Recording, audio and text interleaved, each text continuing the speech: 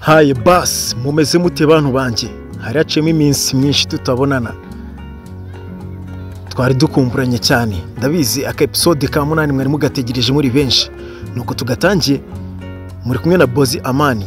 Banzo nkandire subscribe kuri no channel yacu nshyashya yitwa Rwandex TV, banzo nkandire subscribe, ariko na ya channel yindi nayo turacyarimo kwikoresha. Gusa hangaha niho hagiye kujya hanyura iyi love story, iyi high school love story. Ya dutangiranye Diane na papa we bari barimo kuganira. Ubushize duherukana papa we yari yakaniye ari kuvuga ati byarangiye namaze gufata umwanzuro ugomba gusibira. Aka kanya dutangiye nanone ari kongera kubimusubiriramo, ari kubimuhamiriza ati narahiye namaze gufata umwanzuro ugomba gusibira uko byagenda kose, asiga ukazatsinda neza ukabona amanota afatika, warangiza ukajya kuba umwarimu, ukajya kwiga mu kigo cy'abarimu. Diane yaramwingiza ati papa ase kuko ntabwo unyizera, mbabarira rwose ndakwinginze nyizera bwarimwe, ntabwo najya gusibira papa. Umusaza yaramubwiye ati hoya byararangiye ugomba gusibira mwana wanjye, ntabwo wajya kwiga biriya bintu by'ubuganga. Diane yarahagurutse aramwegera, arangije aramubwira ati papa reka nkubwire, nyizera uziko n'abanyeshuri bose buri abasigaye banyizera kandi byatangiye batanyizera. Nziga ubuganga kandi ndashaka kuba doctor ukomeye cyane, mbabarira ndakwinginze. Umusaza yaramwihoreye, umujenyi uramwica, amubwira ati mwana wanjye kubera icyo ujya untenguha, reba ubuzima bwose twaciyemo, reba uburyo twagiye tubana, reba uburyo byagiye bingora nkujyana ku ishuri kugira ngo ukure, none gahunda twari dufite kugeza muri aka kanya urayihinduye, ntabwo bishoboka. Ugomba kuba mwarimu nk'uko twabipanze, niyo mpamvu ugomba kujya gusibira. Ahubwo nari ndi gupanga kuba nagutekera agasosi uyu munsi, ugomba kwica ya sake. Sinzi sake ari kumubwira ari yihe. Diane yaramuhakaniye. Diane yaramubwiye ati papa oya ibintu by'isake wapi. Umusaza ararakara, arangije Diane aramubwiye ati okay ntari binda yica isake ntari. Diane arangije atangira kubitekerezaho, areba aho hirya ati mana yanjye ni gute ndi bwice isake koko. Diane kugira ngo aze kwica isake yaraje ahita yifungura. Ahubwo ako kanya tugaruka hano yahise ajya mu bitekerezo. Diane atangira gutekereza ari ibwami, yari arimo kudoda umwenda ari kudodera umugabo wiwe, ubwo yari yarashatse. Mu bitekerezo niko ari gutekereza. Diane bishoboke kuba yari ari gutekereza Zoani, ari kuvuga ati ariko se ubundi umugabo wanjye ari hehe, igihe yagendeye ubundi kuki ataraza, ni iki cyamutwaye amasaha yose. Muri ako kanya yarangije ati ati ngo araje, ati Imana ishimwe araje. Nuko Diane yahise ahaguruka araza aza kumureba. Ako kanya Zoani yaje azanye ya sake yazituye mu kanya Diane papa yari ari kumubwira, no mu bitekerezo ayibonyemo niba ari kurota sinzi. Arangije umugabo aramubwira ati iyi sake ndayikuzaniye kugira ngo ibashe kuba yavamo agasosi keza, ndashaka kuba nagutekera agasosi keza kugira ngo uzabyara akana kameze neza. Ati dore nakuzaniye n'icyuma, ni wowe ugomba kuyica, ino sake ugomba kuyibaga. Diane ashobora kuba yaratinyaga kwica amatungo. Yaramubwiye ati oya ati ntabwo bishoboka wana. Arangije aramubwira ati ati ariko zana icyo cyuma nkigufasha. Arangije agitereka ku ruhande karimo kumujijisha ati urabona ngo rega mugabo wanjye nukuri, ati nanjye suko ntashaka kwica inkoko, suko ntashaka kuyirya, ariko nawe reba. Arangije atangira kurabura inkoko ku ruhande, atangira kuyirabura ngo niyigende yirukanke. Yabwiye Zoani ati nukuri reba inkoko erega wagakwiye kuba nawe wayigirira impuhwe, atari kwibaze inkoko ishobora kuba yaduterera amagi buri munsi ikaduterera amagi ntibyara akana na kamwe. Ese utekereza ko nayo idafite ubuzima nk'ubwacu? Erega nayo itekereza nkatwe. None reba ukuntu wishima yo wabyaye akana. Ati reba muri aka kanya nawe uri gutekereza kuba wazaba ufite ibyishimo mu gihe wabyaye akana. Ako kanya yahise afata inkoko arayiterera ayijugunya hanze ngo yigendere, yarayirekuye ngo igende. Arangije abwira Zoani ati nukuri ati iriya nkoko yigirira impuhwe, ati reba ko ibayeho nta n'akana ifite, yigirira impuhwe nukuri yibabarire, yihorere nukuri, ati ahubwo turashaka ibindi biryo turya, ariko isosi y'inkoko ntago nyishaka rwose. Nuko ako kanya mu gihe bakiri aho ngaho Pazo yaraje azagaruye ya nkoko. Ati iyi nkoko ariko yari yabacitse, ndakeka mwari mugiye kuba mwateka inkoko. Ati ariko ndabazaniye icyuma gircyaye cyane. Ati iki cyuma ureba, ati Diane ni wowe ugomba kuyica ino nkoko. Iki cyuma ugikozaho rimwe ku gikanu cyayo, amaraso ntago wabona aho yakwiza, nubwo uhita ubona imivu itemba, ni ikiyaga cy'amaraso wahita ubona. Ako kanya Zoani yaramushimiye ati ndagushimiye cyane master. Pazo ashobora kuba yari master hano muri izi nzozi za Diane niba atari ibitekerezo. Barangije babwira Diane ati akira wica inkoko. Diane ati oya ako kanya Diane yarongeye ava mu bitekerezo. Twagarutse aha ngaha, twagarutse kuri cya kiziriko papa we yari yaraziritseho ya sake. Isake yagiye, Diane yayirekuye. Twaje hano, Diane yari arimo kwandika. Arimo kwandika ariko ari no gutekereza ibintu byinshi. Mwibuke neza ko ari gutegura kuba yatangira kujya kwiga kaminuza. Kandi yaprayinze muri kaminuza y'ubuganga. Baranamwakiriye. Arangije yatangiye kugenda asoma. Hari utuntu yari arimo gusoma ku mashini.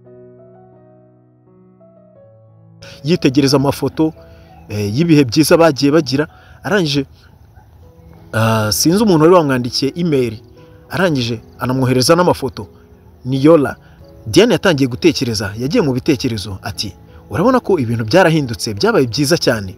Na Yola asigaye anyizera kuri uru rwego. Burya banizeye ko na Zoane atari nge wamwandikiye yabaruwa. Nuko hano Diane yaraje yihisha Zoane ahangaha, yari ari kumucunga. Zoane arasohoka.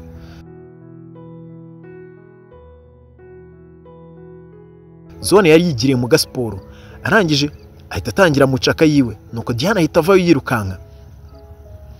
Diane yabaga yamucunze. Buri uko Zoane agiye kujya muri kasiporo, Diane aba yamucunze akamunekera hafi aho ngaho. Nuko Diane yaraje araza ahita amuhamagara ngo Zoane, ati gahunda y'umunsi imeze ite? Zoane yamuriye sina arigendera. Ntabwo ashaka guhagarara, ni umupeti ukorera kuri gahunda. Zoane yaragiye akiva mu gasiporo kiwe, yaraje agaruka hano muri library. Zoane yaje muri library. Araza agenda yitegereza ibitabo. Nuko yaraje agera ahangaha afatamo igitabo. Nuko aho hirya Diane yaturutse aho hirya. Yari yamukurikiye yaje amuneka. Arangije araza ati Zoane bimeze bite? Zoane yarari mu bitabo. Arangije ako kanya Zoane yarahindukiye. Arangije aramubaza ati se uri gukora iki ahangaha? Kuki wankurikiye? Nuko Diane yaramubwiye ati oya ntabwo nagukurikiye, ngiye niyizi hano muri library. Nanje gushaka ibitabo bya medicine ndi kwisomera. Urabizi ko medicine ngiye kwiga ikomeye cyane. Ati birakomeye cyane, ngomba kuba nakikorera imyitozo nkaba niyigisha hakiri kare. Zoane yaramubwiye ati ibi bitabo ni ibya medicine, ntabwo wagakwiye kuba uri no kubisoma. Medicine si yawe, ntabwo wayishobora. Ushaka wabyihorera. Nuko Zoane ako kanya yahise yigendera. Aramubwira ati reka mbe nigendeye. Diane asigaye aho ngaho. Arangije asigara afite umujinya. Diane yasigaye ababaye. Aravuga ati ariko Zoane kubera icyo atabashaka kunyumva, kubera icyo adashaka kunshyigikira. Naje muri medicine mukurikiye kubera icyo yumva ko ntabishobora. Zoane yaragiye aramanuka kure esikariye, yageze hano arahagarara. Zoane yarahagaze. Arangije atangira gutekereza byinshi. Nuko yaratekereje aravuga ati ese Diane yabagize ikibazo hano hejuru. Ahindukiye agiye gusubira kumureba, telefone yaramuhamagaye. Yitegereje kuri telefone, telefone yari yanditseho Bashabe. Kurikire neza, yaritabye ati yego Bashabe. Duhita tugaruka hano mu kibuga cya basketball. Zoane yari arimo kwikinira kabako. Diane yaraje agera hano ku kibuga cya basketball. Zoane yari arimo kwikorera imyitozo. Diane arangije ati uyu munsi ngombe menye Zoane niki cyamurakaje, niki cyamuteye umujinya ku buryo ndakarira bigeze aha ngaha. Reba buryo asigaye ampunga, asigaye anyirinda, asigaye n'icyo sini buri uko duhuye ntago ashaka kumvugisha. Ngombe mvumbure niki cyamubayeho, niki nakoze. Nuko Diane yaraje yegera Zoane. Arangije atangira kwikorera twa eshifoma. Arangije abwiye Zoane ati naje gukina kickboxing, naje kwikorera imyitozo ya boxing. Ntuntekerezeho byinshi, ntabwo naje gukurikiye. Nuko Zoane yaramubwiye ati nta kibazo. Diane arangije arahindukira aramubaza ati ngaho Zoane mbwira ubundi ni ikihe kibazo ufite? Kubera iki wandakariye kuri uru rwego, niki nagukoreye? Nakoze ikihe cyaha ku buryo ukomeza kunyirinda ukangendera kure? Ese koko kuba naraprayinze muri iriya kaminuza baguhaye, kaminuza y'ubuganga, ese nicyo kibazo nakoze? Niryo kosa nakoze? Kuba nshaka kwigana nawe mu kigo kimwe niryo kosa mfite? Ese koko Zoane ubona koko abana bo mu bakene tutagomba kwigana n'abana b'abakire? Ese ko Pazo we iriya kaminuza bayimuhaye, kuki we utamugizeho ikibazo, kuki utamurakariye ngiye ukandakarira? Yarakomeje aramubwira ati Zoane ntabwo nari nzi ko ari uko nguko utekereza, ese nicyo wampoye? Mbwira nimba ari icyo wampoye. Nuko Zoane yaramubwiye ati njye nari nzi ko ufite gahunda yo kuba mwarimu, nibyo wifuzaga kuba mwarimu. Sinzi buryo ibi by'ubuganga wabijemo. Nuko ukanya Pazo yaturutse aho hirya ati yego ndabafashisha. Ati reba uno mushenzi uburyo waje umwambariye ubusa, reba uburyo waje wambaye utwenda tungana gutyo kanze nkwereke. Nuko Pazo yaturutse aho hirya yirukanka, arangije ahita agwa mu ndobo. Yaguye mu ndobo y'amazi bakoropesha hano mu kibuga cya basket. Arangije aranavunika. Pazo arafuha, afuhira Diane cyane kandi nta nubwo banakundana. Diane nta nubwo anamufite muri gahunda. Nuko Pazo ako kanya yatangiye kuvuza induru ati mfite ubwoba. baramubwiye ati ufite ubwoba ese utinya amazi, baramubajije ati ese utinya amazi, Pazo yarahakanye ati oya ntabwo ngiye ntinya amazi, ati ntabwo mfite ubwoba. Diane yaramubwiye ati urayatinya amazi, akomeza kubihakana. Arangije ageraho ati ntacyo ndabyemeye ndayatinya amazi, atari ko wagakwiye kuba wandinze, ati wagombaga kuba wandinda, ati ntabwo nagombaga kuba nagwa muri aya mazi, ati kubera icyo utandebereye. Wagira ngo Diane ni umurinzi wiwe ngo yagombaga kuba yamurinda ngo kuba yagera mu mazi. Nuko ako kanya Zoan yarahagurutse arangije arababwira ati ngenda giye. Diane aramwinginga ati wambabariye ntudusige, ati guma ahangaha. Nuko Zoan yaramubwiye ati nishimiye kuzigana namwe, nishimiye kongera kuba nabagira nk'aba classmate, naho ubutaha reka tuzahurire kuri kaminuza mwese uko muri babiri. Nuko Zoan yahise yigendera. Diane yasigaranye na Pazo ahangaha, arangije atangira kubwira Pazo ati wamushenzuwe Pazo wanjye gerawe, ati reba uburyo bunyiciye, ati reba uburyo buba wivanze mu bintu ukabyica byose.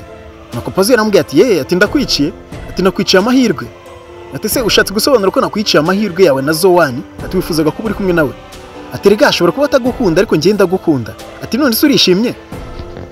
Diane yaramurebye aravuga ati uri igicucu mana yanjye, uri igicucu. Pazo byaramurenze umujinya uramwica. Twagarutse hano papa wa Diane yari arimo gutambuka, yaravuye guhaha. Nuko Pazo yari ari kugenda ubona ameze nk'aho afite amasoni. Umusaza arangije aramuhamagara, arangije araza ati umeze neza uncle, arangije yaramubwiye ati Pazo amakuru umeze neza, ati se worohewe, ati numvise ko ejo wari ugiye kurahama ngo habuze gato Diane aragukurokora. Arangije yaramubwiye ati oya wana, ati Diane ndokora he, ati rega ngiye ntabwo nigeze, ati nta kibazo nigeze ngira cy'amazi. Nuko umusaza yaramubwiye ati eri gushobora kumbeshya byinshi ariko mfite amakuru menshi, ati rega se, ati utekereza ko nibagiwe cyagiye ukiri muri nasari ntabwo wibuka ko wigeze ugwa mu mazi uri hafi kurohama, ati Diane akaba yagukuramo. Arangije nuko Pazo yahise amubwira ati yego aho ngaho ndabyemera, ati yego Diane yarandokoye cyagiye, ariko se uratekereza, ati umubano wanjye na Diane utekereza gute, ati se utekereza ko ataba ari igeno, ati se urebye relationship iri hagati yanjye na Diane, ati se ubibona gute.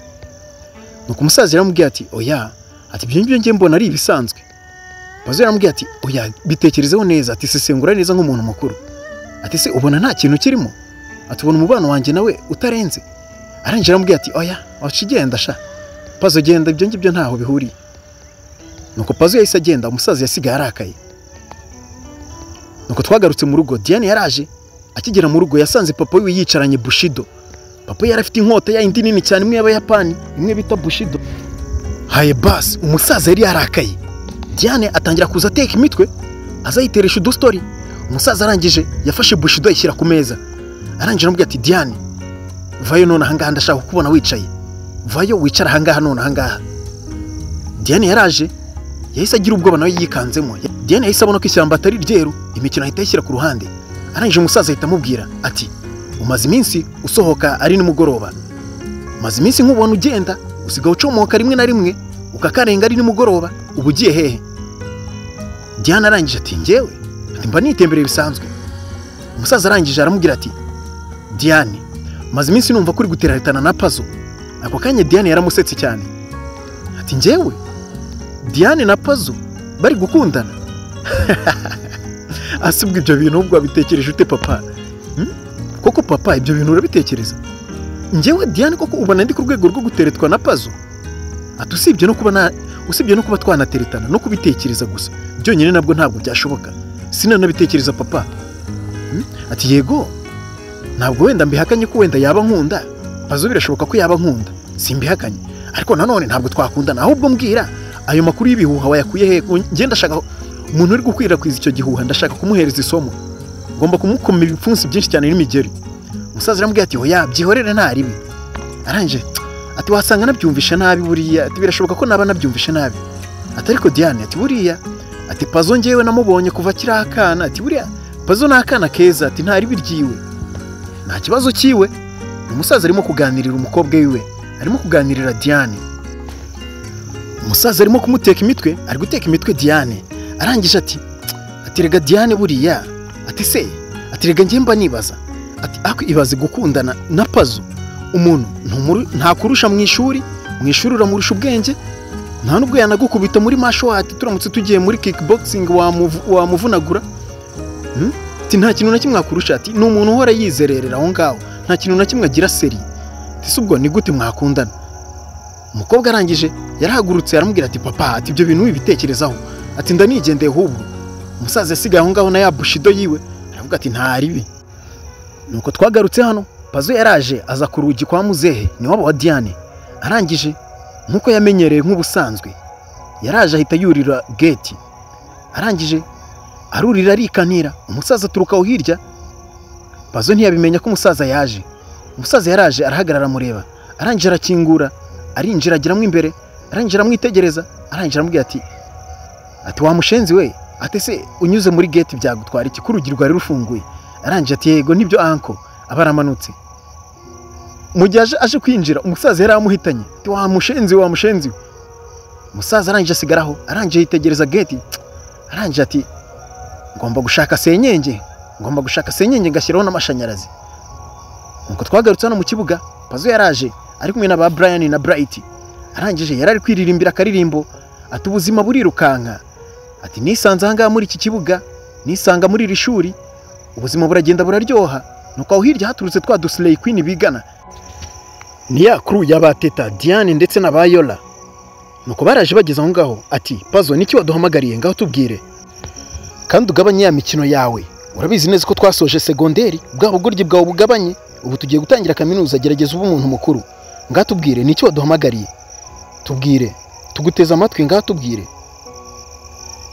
Nuko Pazo yarababwiye ati mwese murabizi neza ko dusoje segonderi kandi nta kirori twigeze dukora cyo kuba twasezeranaho.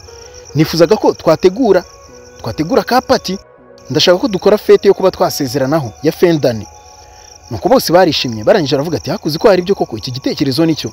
Nuko teta yaravuze ati Zoana amaze iminsi sinzi ibintu aho ugiyemo.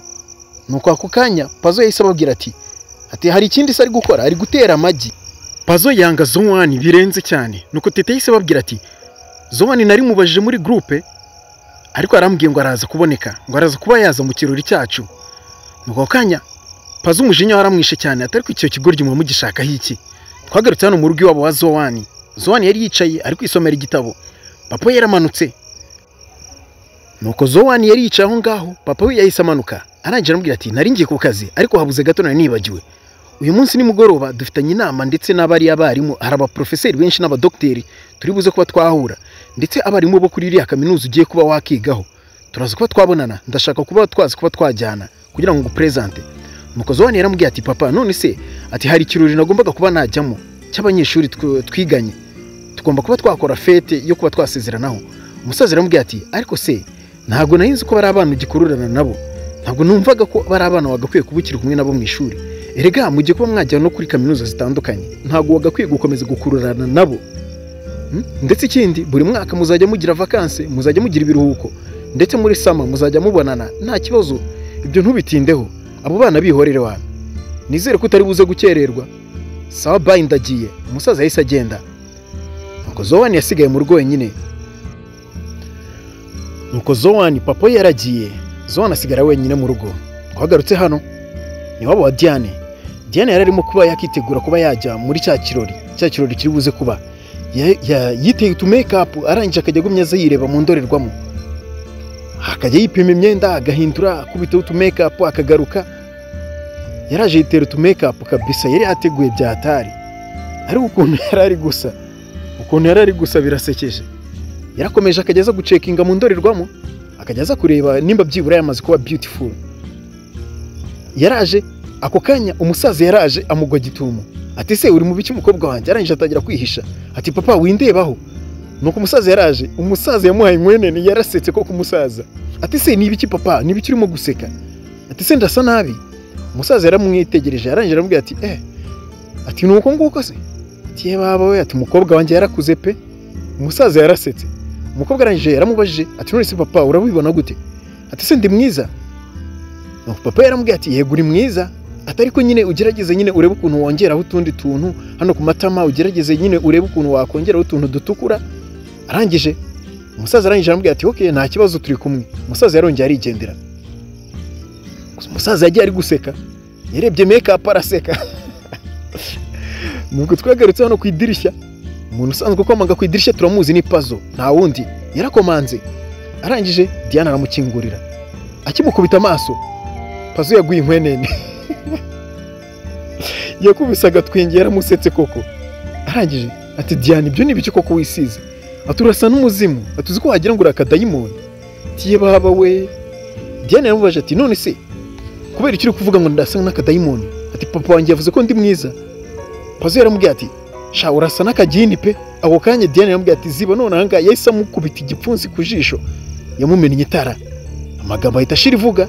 Arangije ako kanya Pazo yahise yigendera n'umutima mwiza. Nuko Diane yasiga aho ngaho yitera twa make up. Twagarutse aha ngaha umunsi wa party wari wageze. Bari baje bari gutegura. Bari bahageze kare, ba Pazo bicaye aho ngaho, Pazo na ba Brian bari bicaye bari kunywa akantu. Nuko Pazo yari yicaye aha ngaha ari kumwe na ba Brian, ariko ba Brian bakajya mubaza ati se wabaye iki? Ati se ni gute waje usa gutyo? Ni gute warwanye uyu munsi, ni gute wakubiswe kandi uyu munsi wari ufite gahunda? Ati se uyu munsi si buri buze gutereta wa mukobwa ukamubwiza ukuri ko wamukunze? Arangije atangira kubasobanurira uko byagenze. Ati uyu munsi nagiye kwa ba Diane, ati nagiye kureba Diane. Ati namusanze yiteye bya make up yabaye nk'akagini. Ndangije ndamuserereza. Muserereje yankubise koko ebana ijisho yararikuyemo. Baramubwira ati ariko se wowe kuki utajya wigengesera? Kuki utajya wirinda? Wari ubizi neza ko uyu munsi aribwo ugomba kuba watwika. Ni gute witwaye gutyo? Twagarutse hano Diane yaraje nawe yarahageze. Yaje hano mu gakoridoro atambuka. Ageze aha ngaha imbere Diane yarahagaze. Sinzi ibyo Diane yararimo gutekereza. Yari kwitekerezaho, arangije aravuga ati ariko bundi ni amakosa yiwe. Ni amakosa yiwe kuba namukubise. Si ikosa ryanjye. Ati ahubwo uyu munsi ariko nta nubwo ari nge mustari w'umunsi kabisa. Iki kirori cy'uyu munsi ntago ari nge mustari wacyo. Nuko yakoze mu bag akuramo agafoto. Yitegereje agafoto, na agafoto kari kariho Zoani. Yari yafashe Zoani agafoto kiwe aragakata. Arangije agafoto agateranya ku yandi mafoto. Mwibuke neza ko mu kirori bakoze ku ishuri cyo kuba basezeranaho, mu mafoto y'urwibutso bafashe nka classe, Zoani ntabwo yari ahari, ntabwo yari arimo. Nuko Diane yarafashe afata mu yandi mafoto yari afite ya Zoani akatamo agace. Arangije ashaka uburyo aza kugacomekaho ku ifoto kugira ngo bize kugaragara ko bari kumwe mu ifoto. Niyo foto yarakuyemo, yari arimo kubyibuka uburyo yabigenje. Arangije ako kanya yakuyemo telefone arahamagara. Yahamagaye Zoani. Zoani yari ari mu modoka. Nuko Zoani yaramwitabye. Arangije aramubaza ati se bimeze bite? Diane yamubaje ati Zoani uri hehe, uraza ryari? Nuko Zoani yaramubwiye ati uyu munsi ntabwo ndi buze Diane, munyihanganire. Diane aramubwiye ati ariko cyari ikirori cyo kuba twasezeranaho. Urabizi neza ko no mu kirori cyo gusoza umwaka tutari turi kumwe. Twagombaga kuba twasezeranaho uyu munsi. Nukubera icyo utari buboneke. Zoani yaramubwiye ati ndi kumwe na papa, twagiye mu nama. Twagiye guhura n'abaprofeseri ndetse n'abadokiteri bo kuri cya kigo. Nuko twagarutse hano muri cya cyumba bari bukoreremo ikirori. Ako kanya Yola yaraje arinjira. Ati aka kanya ndahangaha. Abakobwa baraje bamukurikiye. Nuko ba Bright na Pazo batangira guseka. Ngo ko ameze nk'agakende.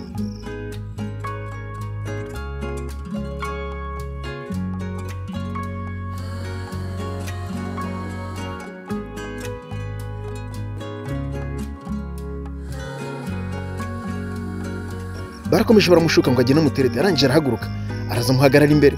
Ati inshuti yanjye. Atangira kuvuga biramunanira. Nuko Yola aramubaza ati ufite ikihe kibazo? Barangije bakomeza kumwoshya ngo muterete. Arangije Yola aramubwira ati ariko uragasazi cyangwa? Nuko akanya abakobwa baraje baramwegera. Barangije ati muze twicare ikirori kigiye gutangira. Nuko Pazo yaragerageje ashaka kumubwira. Arangije aramubwira ati erega urasa neza uyu munsi. Ati reguri no guseka neza. Pazo yasigaye ari guserebura ati ibana ndamwemeje. Nuko Yola yaragiye ahita yicara. Bamaze kwicara ako kanya Diane nawe yaraje. Diane akimara kwinjira ako kanya bose bati Diane araje. Diane arangije yaraje ahita yicarira hano imbere yabo. Ubonaga atishimye. Nuko Pazo yaraje arapfukama arangije aramubwira ati ese ufite ikihe kibazo? Ati Diane hari ikintu nifuzaga kuba nakubwira uyu munsi. Diane yaramubwira ati ntabwo ndi interested. Ati nicyo ushaka kumbwira? Ati ngiye nta nubwo ushaka kumva ibyo umbwira. Arangije Pazo yaramubaje ati se kuki udashaka kunyumva? Ati ni kihe kibazo cyabaye? Ati Zoani ntabwo ari buze. Barangije bose ati ye? Ati Zoani ntabwo ari buze? ati ibyo se wabivanye he? Diane yababwiye ati ngiye twavuganye namuhamagaye kuri telefone arambwira ngo ntabwo ari buze ngo yajyanye na papa wiwe. Bayola baramubwiye ati oya arabizi neza ko uyu munsi ari cyo kirori cya nyuma tugiye gukora nyuma yuko dusoje segonderi, nta kindi kirori kizabaho mbere ko dutangira kaminuza. Nuko Pazo yatangiye kwivovota aravuga ati ibi ni ibiki, ariko se kuki Zoan muhora mumugira umuntu wa danje? Etse ikirori gishobora kuba cyahagarara kubera ko Zoan adahari? Titwateguye ikirori ni cya classe yose, ni cya intake yacu yose, kubera iki umuntu witwa Zoan mu gihe adahari usanga mwese mwabuze amahoro? Turi iki kirori se kubera mwebwe? Barangije bose baramubwiye ati oya, ati Zoan yagakwiye kuba ari ahangaha, twagakwiye kuba twamusezeraho nawe, twagakwiye kuba turi kumwe muri iki kirori. Urabizi neza ko tutigeze dusezeranaho muri cya kirori cy'ubushize, ndetse no ku mafoto ntabwo twigeze tumubona. Nuko Pazo yagumye aho ngaho ahagaze biramurenga. Barangije baravuga ati okay, ntari mureke twirire wana. Ati nimba umuntu atari buze, ati nta nubwo ari we kamara, reka twirire. Yarakenewe ariko ntari be, reka twirire. Baraje bicara ku meza, ameza yarateguye bya hatari, hari ibyo kurya byinshi. Diane na Yola ntabwo bari batuje. Twagarutse hano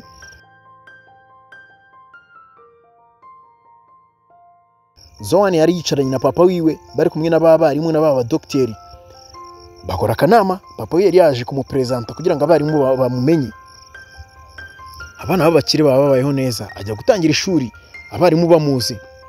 Hano ikirori cyacu kirakomeje, bari gukozaho twa cheers. Nuko Zoan naho hantu yari yicaye ntabwo yari atuje, arangije yafashe telefone ariyumvira. Sinzi ibyo arimo gutekereza. Hano ba Pazo baryoheje, Diane ntagatuje, yababaye. Zoan naho hari amahoro yabuze amahoro nubwo ari mu kirori cya ba papa wiwe. Yarari mu kanama, arangije yarahagurutse abwira papa we ati munyihanganire mbaye ngiye, hari ibintu ngiyemo byihutirwa, tuzahuza ubutaha. Yise abasezera aragenda. Nuko hano ikirori kirakomeje, barariye baranywa, bamwe batangira kugenda basohoka bakajya guteretana.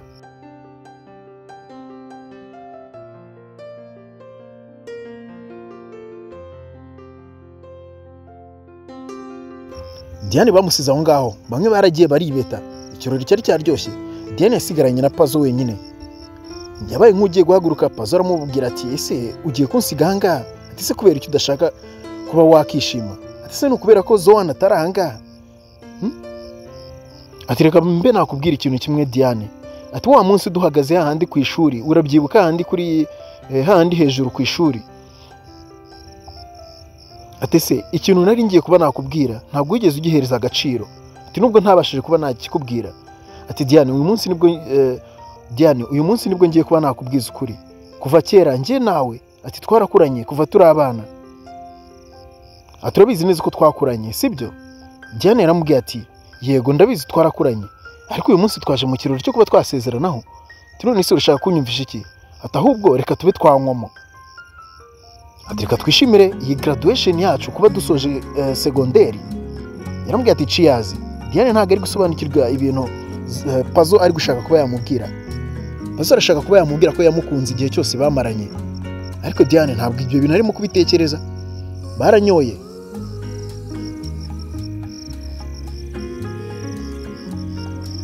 Pazo byamurenze, abanyeshuri bose bibese bashobora kuba bari babiziranyeho, bashobora kuba bari babihanyeho gahunda ko bagomba kuza kwibeta bakamusigana na Diane kugira ngo amurabure. Tugaruka hano, Zoan yaje yirukanka cyane. Arangije agera ahangaha, Diane yari atangiye kwitahira, yarahagurutse agiye kwitahira. Abanyeshuri bose bari batangiye kwitegura ngo bigendere. Nuko Zoan yaramubwiye ati se ntakererewe koko? Ati se abantu bose bagiye? Diane yaramuhakaniye, aramubwira ati oya, ati ntabwo baragenda, baracyahari. Ati baracyahari, ati gusa bari bapanga kuba bagenda. Diane akanyamuneza karagarutse arishima cyane. Nuko Zoan yaramubwiye ati ubu ngubu noneho graduation yacu igiye kuba yaryoha, igiye kuba yagenda neza. Ubushize ntabwo ibintu byagenze neza. Ati ntabwo nari impari mu bikora ubushize, ariko ubu ngubu bigiye kuba byagenda neza. Ati ndetse nkeneye kuba twanakorana ifoto. Ati mu by'ukuri nari nkeneye kuba twafatana ifoto ya graduation. Aho kanya Diane yahise akora mu gikapu, arangije akuramo agafoto arakamwereka. Arangije aramubwira ati ngiyi ifoto ya graduation. Diane yaramubwiye ati ntabwo gakoze neza, ariko naragerageje ibishoboka byose. Nakoresheje uko nshoboye kugira ngo nawe ngushyireho. Ati ariko nubwo kadasa neza. Zoan yaramubwiye ati ati nta kibazo akangaka nako ni keza ntacyo ndagakunze, ati aka ni agafoto ka graduation nanjye ngomba kuba nakabika nzajya nkwibukiraho abanyeshuri bose. Ati Diane ni ukuri warakoze cyane ndagushimiye. Diane yaramubwiye ati okay ngaho tugende mu imbere bari bagutegereje, ati nubwo bari barambiwe ariko baracyahari tugende. Nuko Diane yaragarutse agarukana na Zoani bagarukana mu imbere. Abanyeshuri bari bicaye abateretana bari guteretana abatera story abinywera utuyoga bari barambiwe bicaye aho ngaho. Zoani yarinjiye ati munyihanganire kuba nakererewe nabatengushye ariko nagerageje ibishoboka byose ntabwo naheze. Nuko ako kanya Yola yarahagurutse atangira kwishanutsa ati nari mbizi ko ugomba kuza. Araza nk'ugiye kumuhobera arangije abitekerezaho ahita ahagarara. Arangije yise abwira Zoani ati hari ikintu nifuza kuba nakubwira. Ati kuva mbere hose tukigana ntabwo nifuje kuba nakudisturbinga mu masomo ariko mu by'ukuri nakubeshye nara yananiwe kuvuga. Nuko Zoani yaramubwiye ati munyihanganire mumbabarire nimba narabatengushye nimba narabatengushye. Nuko Zoani yamubwiye. Yola yarataravuga icyari kigiye Yola yarataramubwira icyo yashakaga kuba yamubwira.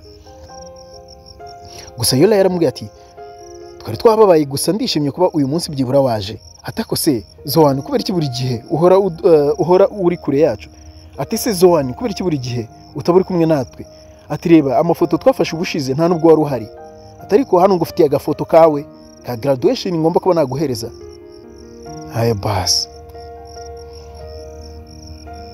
Haye bas kurikira neza inkuru yacu. Zoani bamuhaye agafoto.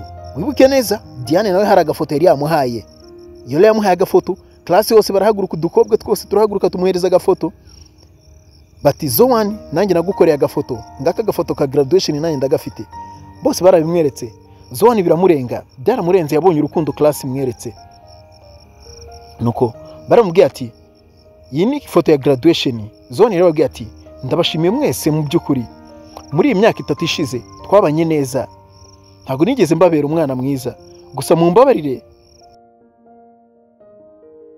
Pazo aho ngaho ku ruhande umujinya waramwishe arangije atari ko si murakoma amashyi y'iki imyaka 3 yose ishize umuntu yaradutengushye ntabwo yigeze aba hafi yacu yahuraga dutenguha none muri kumukomera amashyi. Ati se nayiki muri kumushimira ko yakoze iki? Nuko Zoani yabwiye Pazo ati Pazo twese turabizi kuri igikomangoma gitoya twese niko tukwita nta mpamvu yuko wagira ishyari. Nuko Zoani yarabwiye ati mureke mbaririmbira akaririmbo. Barangije bose bakomye amashyi. Zoani yafashe microphone arangije atangira kubaririmbira. Yatangiye kubaririmbira akaririmbo keza kuko bayabasezeraho. Aratangira aririmba bari kuri projector yareberaga kuri projector ari gusoma lyrics.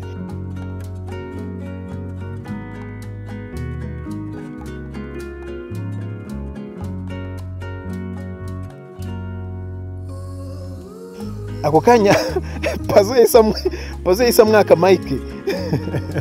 Pazo yamwatse microphone ati wamushenzuye nta mpamvu yuko ugomba gutwika uyu munsi ntago ari we mustari w'iki kirori nanjye ngomba kuba natwika. Zoani yaragiye aricara. Pazo yaraje araririmba akubita izindi lyrics zari zikurikiye verse yakurikiyeho yarayibakubitiye arabaririmbira bose barishima. Diane yari yishimye. Abanyeshuri bose batangira kwibuka batangiye gutekereza ibihe byiza bagiye banyuramo. Batangiye kwibuka ibihe byose banyuzemo bari muri segonderi. Diane yari arimo gutekereza ibintu byinshi atangira kwibuka uko yagiye ahura na Zoani baza gutangira kwiga muri cya kigo cyabo. Ibihe byose bagiye banyuramo cyagiye bya bihe byose hagendaga haba intambara za ntambara zagiye ziba muri za match. Yibuka cya kirori bakoze wa munsi bari gusezeranaho akomeza kwibuka muri za match wa munsi atsinda ibitego byinshi murabyibuka mwese twari turi kumwe. Niba twaratangiranye episode ya mbere ibi bintu byose urabizi. Muri episode ya 4 birahari. Niba utarayireba wanyarukira kuri channel yacu yindi kuri Bozi Amani, searchingamo Bozi Amani kuri ya channel yacu urabona izindi episode zabanje. Niba ari bwo bwa mbere uri kubona ino episode nkomeza mbibutsa kuba mwakomeza gukanda subscribe. Ibuka gukanda subscribe kuri ino channel yacu iyi ngiyi nshyashya ndifuza ko twayizamura tukayigeza kure. Iyi ngiyi Rwandex TV nkandira kuri subscribe. Episode yacu nuko ngukirangiye. Episode ya 8 nahangaha tuyirangirije. ndabakunda cyane, mwari kumwe na Bozi Amani. Ibuka gukanda like, andika na comment niba hari igitekerezo cyangwa icyifuzo ndetse n'ikibazo waba ufite wakitubaza muri comment. Unibuke kureba nimba warakanze subscribe. Turabakunda cyane. Episode ya 9 iraje ni vuba aha ngaha.